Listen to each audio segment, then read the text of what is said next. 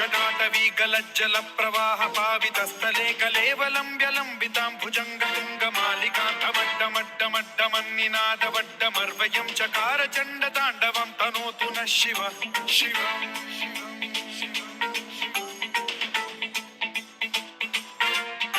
जटाकटाह सम्भ्रम भ्रमन्निलिम्ब निर्झरी विलोल वीचि वल्लरी विराजमान मूर्धनि धगद्धगद्धगज्ज्वलल्ललाट पट्ट पावके किशोर चन्द्रशेखरे रति प्रतिक्षणम्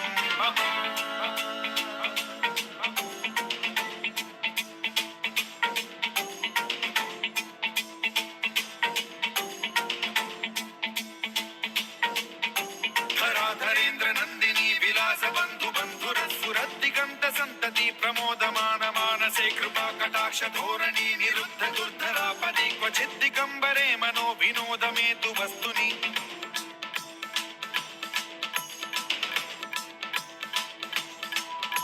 जटाभुजंग पिंगल स्फुरत् प्रणामणि प्रभा कदम्ब कुङ्कुमद्रव प्रलिप्त दिग्वधूमुखे मदान्ध सिन्धुर स्फुरत्वगुत्तरीय मेधुरे मनो विनोदमद्भुतं बिभर्तु भूत भर्तरि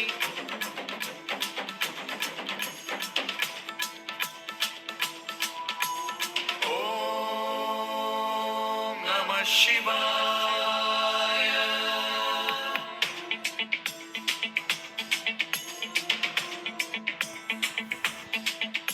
सदा शिवं भजाम्यहं सदा शिवं भजाम्यहम्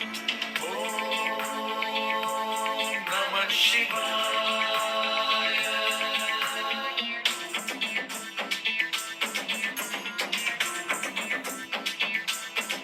सहस्रलोचन प्रभृत्य शेषलेख शेखर प्रसून धूलि धोरणी विधूसराघ्रि पीठभू भुजंग राजमालया निबद्ध जाट जूटक श्रियै चिराय जायतां चकोर बन्धु शेखरः ललाट चत्वरज्ज्वल धनञ्जय स्फुलिङ्ग भानिपीत पञ्चसायकं नमन्निलिम्प नायकं सुधामयूखलेखया विराजमान शेखरं महाकपालि सम्पदे शिरोजटालमस्तु नः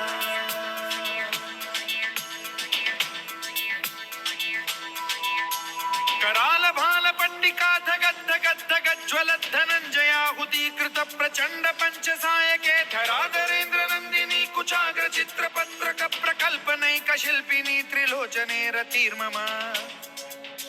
नवीन मेघमण्डली निरुद्ध दुर्धर स्फुर कुहूनिशीथिनी तमः प्रबन्ध बद्ध कन्धरः निलिम्प निर्झरीधर स्तनोतु कृत्ति सिन्धुरः कलानिधान बन्धुरः श्रियं जगद्धुरन्धरः